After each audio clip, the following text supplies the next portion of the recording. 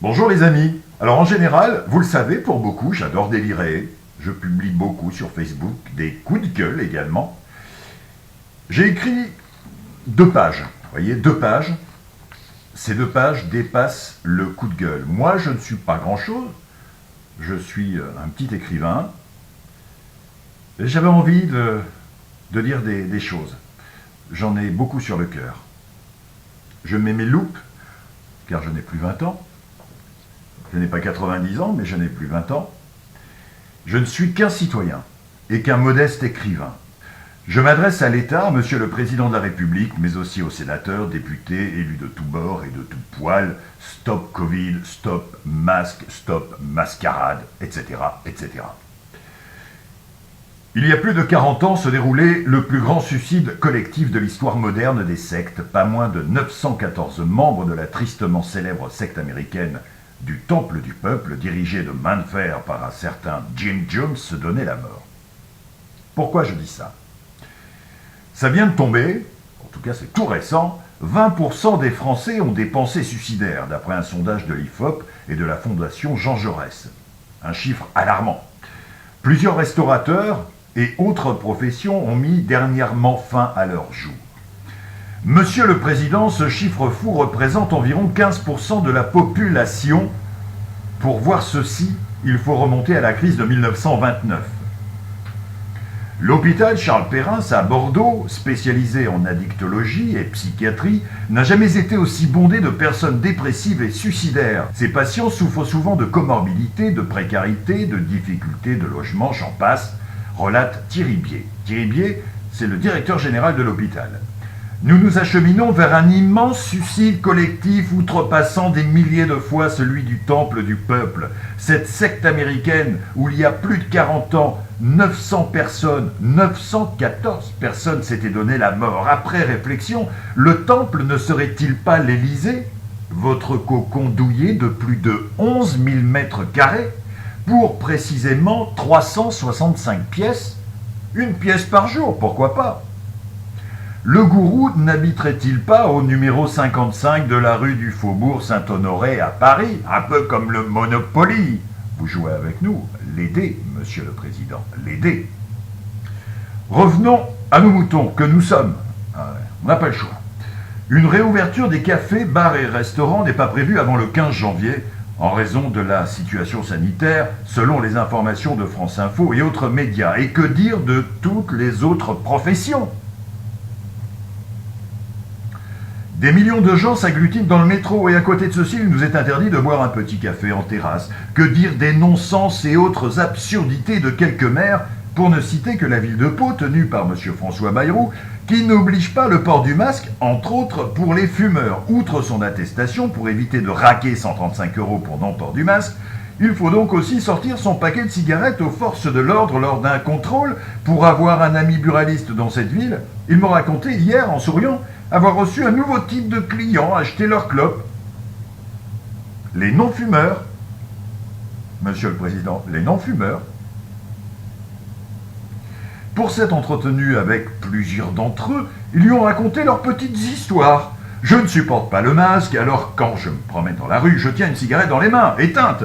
Et parfois, à la vue de la police, vite, je la mets entre mes lèvres. Les flics ne viennent pas vérifier si elle est allumée. Vous rendez-vous compte qu'il y a encore 2 mois, le port du masque était obligatoire pour les motards, ce qui crée sur les visières une buée telle qu'il leur était impossible de conduire. Ouais. En mars dernier, Monsieur le Président, vous avez dit « Aucune entreprise ne risquera le dépôt de bilan suite au Covid-19 ». Lors de votre discours, alors que vous étiez fraîchement élu, vous avez dit « Il n'y aura plus de personnes dans les rues à la fin de l'année ». C'est un mensonge? J'ose même pas le dire, c'est pire qu'un mensonge. Franchement, qu'est-ce qui se passe dans votre tête pour oser dire de telles inepties? Je vous rappelle seulement quelques données. La France compte environ 10 millions de personnes pauvres, soit 14,8% de la population, bilan du Secours catholique. Plus de la moitié des ménages disposent de moins de 9 € par jour pour vivre par personne. 4 ménages sur 10 sont même dans l'incapacité de couvrir leurs dépenses alimentaires quotidiennes. Vos promesses et votre programme sont des chimères, aussi solides qu'une feuille de papier à rouler détrempée par les pluies acides de votre gouvernement. Vous, vos princes de guerre, êtes des sangsues, avides de larmes de sang et de champagne, pas celui du peuple à 10, 11 euros la bouteille quand il prend le risque de se faire plaisir et de s'en offrir une ou deux fois par an. Et encore. Mais, vous concernant, c'est du Rothschild. Nous le savons, du bon millésimé à un tarif aussi élevé que votre propre arrogance. L'arrogance d'un gamin qui possède autant d'empathie qu'une tranche de jambon reconstituée et baignant dans la flotte et la saumure made in Lidl, éventuellement Aldi et bourré d'additifs. Votre naserie, monsieur le président de la République, est plus piquante et brûlante qu'un piment d'Espelette qu'on aurait ingurgité à jeun au petit déjeuner. Je ne parlerai pas de l'ensemble de vos promesses, vous n'en avez pas tenu beaucoup, certes, pas facile d'être président en ces temps de crise, mais vous l'avez voulu, et vous n'avez pas attendu le Covid pour déblatérer des âneries et montrer la plus belle des carottes aux Français. Jean Cocteau a dit « Le poète est un mensonge qui dit toujours la vérité ». Encore, si vous aviez possédé une esquisse de poésie, peut-être auriez-vous réussi à faire avaler vos pilules. Vos pilules ne se délivrent pas sur ordonnance. Vous les imposez dans un dictat redoutable. Vous les faites avaler de force à ceux qui ont cru en vous. Des pilules de cyanure, ingurgitées violemment et poussées au fond de l'estomac à grands coups de tonfa ou matraque. Voici vos procédés, ou plutôt vos ordonnances de non-conciliation, monsieur le président de la République. La rupture entre vous et nous est consommée depuis un bail. Il me faudrait une encyclopédie pour vous dire à quel point le peuple est déçu de vous. Vous me faites rire, tristement. Attestation de déplacement, commerce de première nécessité, et les tabacs qui en font partie. Vous rendez-vous compte de cette idiotie? Comment ne pas penser que vous vous foutez de notre gueule lorsque l'on sait que la tabagie fait au bas mot environ 75 000 morts par an en France. Pensez-vous que les 80 composants pourris, et même bien plus, dont le cyanure, pour reparler de lui, contenu dans une clope, sont aussi nécessaires qu'une bouteille de lait ou de pinard? Oui, je parle de pinard, car il nous permet de zapper cette merde dans laquelle vous nous avez foutus. Nous, on se contente d'un cubi à bas prix. Savez-vous que de nombreux malades du cancer n'ont pu se faire soigner à temps, cause Covid-19? Ça va pas bien chez vous? Vous avez voulu être président, alors assumez votre propre chaos. Certains diront que nous ne sommes pas en dictature, mais nous sommes bel et bien au fond de cet abysse aussi profond que la fosse des Mariannes. Notre liberté se meurt avec autant de pression que ce lieu très très inhospitalier. Seulement un exemple. Ce 16 novembre 2020, de nombreux médias ont relayé cette info aussi véritable que votre bassesse, filmée et diffuser des images de gendarmes et policiers pourrait bientôt coûter 1 an d'emprisonnement et 45 000 € d'amende. L'opposition, les syndicats de journalistes et la défenseuse des droits s'inquiètent d'une restriction de la liberté d'informer. Ça va pas bien là-dedans? Monsieur le Président de la République, savez-vous qu'un peu plus de 20 pays dans le monde punissent cet acte qui peut largement être citoyen? Il y en a un paquet de pays, près de 200. La Corée du Nord, on n'a pas le droit.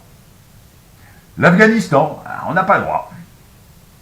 L'Iran, le Kazakhstan, l'Ouzbékistan, l'Arabie Saoudite, la Syrie, la Gambie, la Biélorussie, l'Érythrée, le Soudan, le Zimbabwe, le Swaziland, la Guinée équatoriale et j'en passe.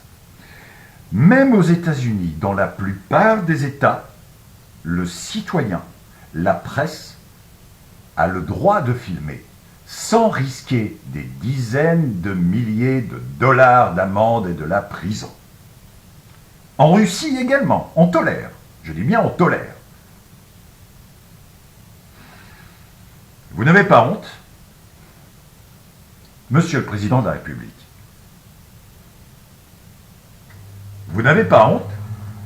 Saisi par la Ligue des droits de l'homme, l'Organisation des Nations Unies, l'ONU, a adressé le 12 novembre 2020 au président français, vous, Emmanuel Macron, un rapport sur la proposition de loi numéro 3452 relative à la sécurité globale, qui doit être débattue le 17 novembre, donc c'est tout récent, à l'Assemblée nationale.